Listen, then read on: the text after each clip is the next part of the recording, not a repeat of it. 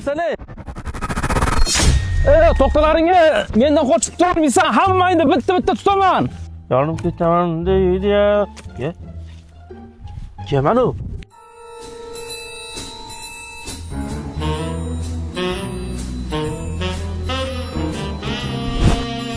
Kimsan o'zi?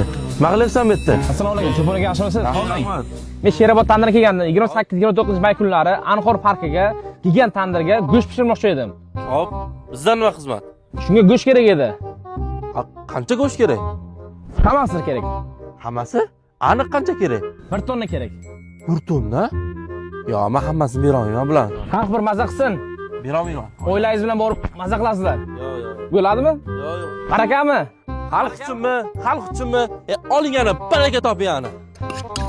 Qassob aka bo'lib qoldimi? Ha, ishlar avjida. O'z 28-29 gacha usul qilinasizmi? Nima deganing bu? Men shu paytgacha bitta gapirganman. Undan ko'ra borib obunachilarga tadbir haqida to'liq ma'lumot bersang-chi.